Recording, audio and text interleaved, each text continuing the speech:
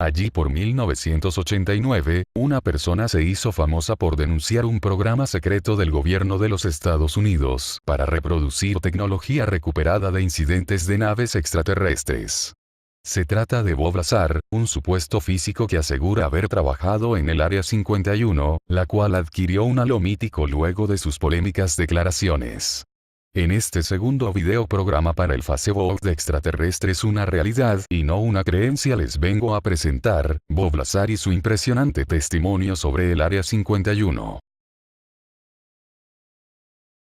Robert Scott Lazar o Bob Lazar, Coral Gables, Florida, 26 de enero de 1959, es una persona que asegura haber trabajado desde 1988 hasta 1989 como un físico en una zona militar llamada S4, Sector 4, situada cerca de Groom Lake, Nevada. Según Lazar, las instalaciones de S4 se utilizaban como una localización militar remota y oculta para el estudio de ingeniería inversa en naves extraterrestres. A unos 190 kilómetros al noroeste de Las Vegas, en el desierto de Nevada, los mapas oficiales se quedan en blanco. Es una zona con caminos, arroyos, montañas, edificios, y una pista de 9,5 kilómetros, pero sobre el papel no existe. Es como si hubiese cesado toda actividad humana en un área tan grande como Suiza. El acceso está totalmente prohibido. Los carteles advierten: está autorizado el uso de armas letales. Su espacio aéreo es el más inviolable de Estados Unidos. Se trata del polígono de tiro y de pruebas nucleares de Nellis, llamado comúnmente Área 51. Bob Lazar asegura haber trabajado desde 1988 hasta 1989 como un físico en una zona militar llamada S4, Sector 4, situada cerca de Groom Lake, Nevada. Según Lazar, las instalaciones de S4 se utilizaban como una localización militar remota y oculta para el estudio de ingeniería inversa en naves extraterrestres.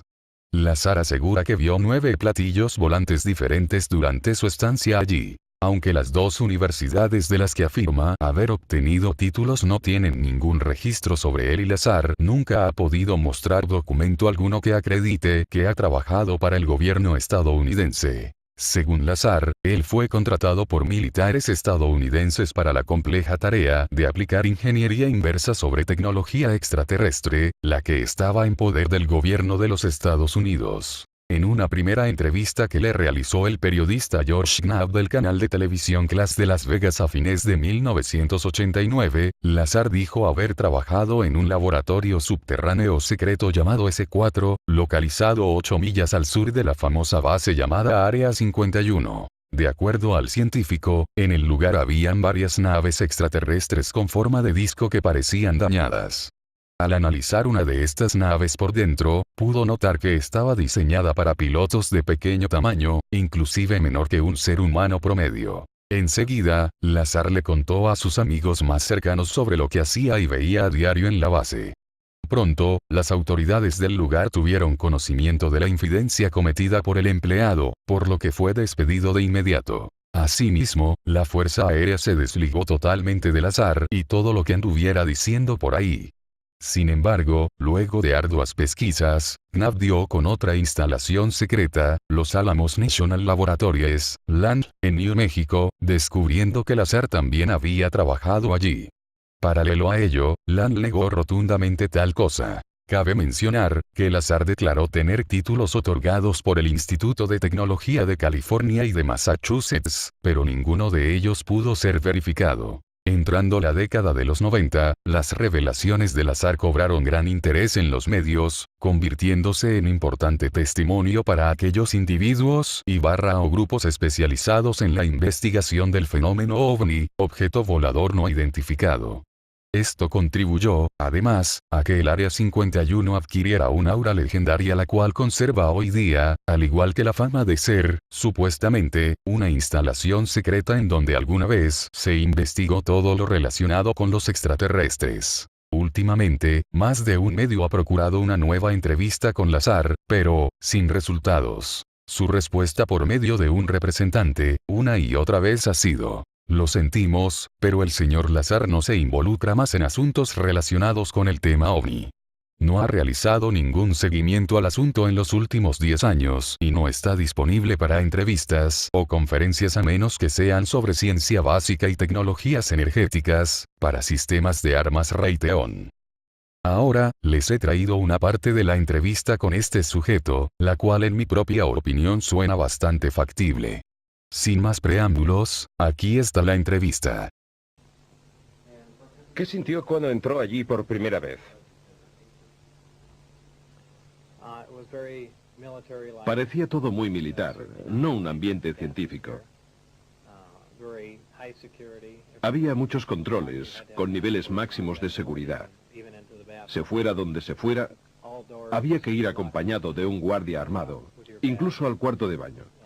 Todas las puertas se abrían y se cerraban con una identificación magnética personal. Era un ambiente muy opresivo. ¿Cuántas veces tuvo que entrar en esa zona antes de poder ver el vehículo volador? Creo que 2 o 3, quizá 2 días antes de poder verlo. ¿Qué sintió la primera vez que vio el objeto? ¿Qué sentí? Bueno,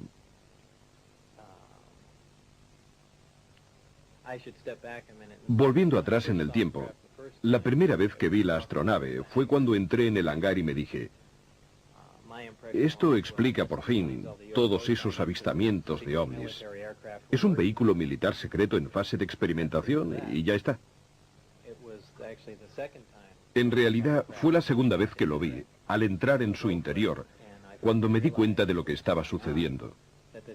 Es decir, de que se trataba de un vehículo extraterrestre. Obviamente, esto sucedió después de haber leído todo el material informativo, y entonces en ese momento cambió todo. Era una sensación distinta, algo inquietante. Me sentía como un intruso. Es algo muy difícil de describir. Aún así, inténtalo. Me parecía... ¿Tienes presentes las fotos de Billy Mayer tomadas durante sus avistamientos? Era increíblemente parecido a los discos de sus fotos. Una forma fugaz, pero nítida, de una nave discoidal. Es bastante difícil describirlo así, sin dibujarlo, pero tenía la típica forma de platillo volante.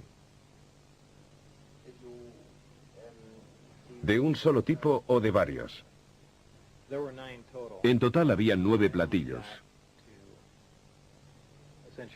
Pero yo trabajé en ingeniería inversa solo con un objeto. Estaban en hangares separados y en cualquier caso eran todos visiblemente distintos. ¿Le dijeron alguna vez cómo habían sido recuperados por el Cuerpo de Inteligencia de la Marina? No, en absoluto. La gente ha sugerido varias hipótesis, que habían sido derribados o que habían caído, pero no parecían dañados y por consiguiente tengo serias dudas sobre dichas hipótesis. ¿Nos puede describir el interior? Es muy simple. Existe un solo color dominante, un gris peltre. El exterior es también de este mismo color. No tiene aristas. En el interior, todo el equipamiento tiene una forma redondeada, incluso los asientos y los espacios para los amplificadores. Es como si hubiesen sido fundidos y luego modelados con estas formas curvilíneas, incluso las uniones entre las paredes y el pavimento. El interior es esencial, muy abierto. El uso del espacio no parece en absoluto funcional. Hay 3 puentes. El más bajo alberga los amplificadores montados sobre bases móviles. En el puente central, desde donde se accede al interior de la nave, están los asientos y los amplificadores. Y luego está el puente superior, un sector limitado al que yo no tenía acceso, no sé qué podía haber allí. ¿En su opinión, el vehículo era extraterrestre? Absolutamente sí, extraterrestre, no hay duda. ¿Por qué? En primer lugar, el objeto del proyecto era analizar la nave. Si se hubiera tratado de un aparato de Estados Unidos, no habríamos perdido tiempo en tratar de entender cómo lo habíamos construido. En segundo lugar, por las dimensiones del equipamiento interno, por el tamaño de los asientos y por los materiales utilizados, absolutamente desconocidos para nosotros. Y por último, por el carburante, el elemento 115, que en realidad no existe. Estos datos han de sumarse a las informaciones que me fueron facilitadas, en las cuales se indicaba claramente que se trataba de una nave extraterrestre. ¿Le dijeron cómo funcionaba el sistema de propulsión? Formaba parte de mi trabajo de ingeniería inversa, es decir, debíamos averiguar el funcionamiento del sistema de propulsión. Habían realizado ya algunos progresos, pero no sé exactamente desde cuándo se encontraba allí la nave, si llevaban 1 o 10 años analizándola. En cualquier caso, con pocos progresos. El sistema es impresionante. Está compuesto por 2 partes, los amplificadores de gravedad y el reactor que proporciona energía. El reactor funciona por aniquilación completa, alimentado por antimateria. La aniquilación completa es prácticamente la más eficaz de las 3 reacciones nucleares que existen, esto es, fusión, fisión y aniquilación. Utiliza un elemento muy pesado, el elemento 115. Esta sería su situación en la tabla periódica.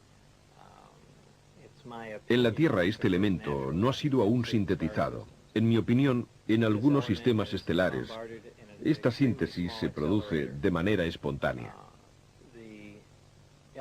El elemento es bombardeado en un acelerador de dimensiones extremadamente reducidas. Como consecuencia de ello, sufre una fisión espontánea y produce partículas de antimateria.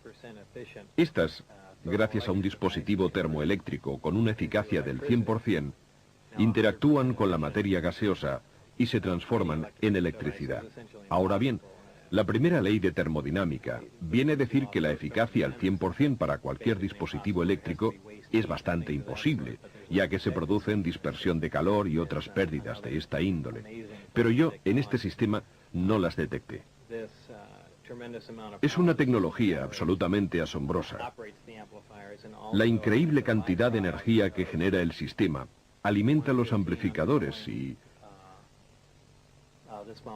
como producto secundario del bombardeo del elemento 115, se genera un fenómeno interesantísimo, es decir, una onda especial, la denominada gravitacional A.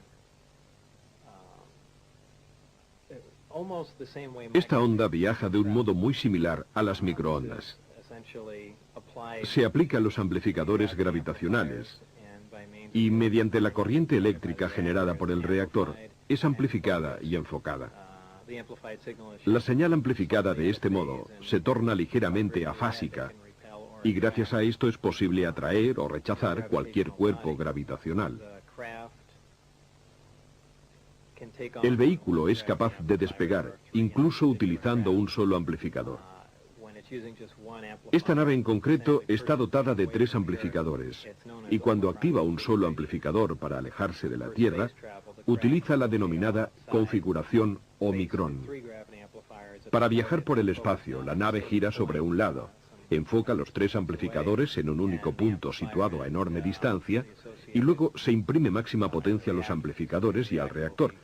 Prácticamente estiran el tejido del espacio, distorsionan el espacio-tiempo y lo atraen hacia la nave, que de esta manera se halla en condiciones de cubrir enormes distancias en un lapso de tiempo prácticamente nulo.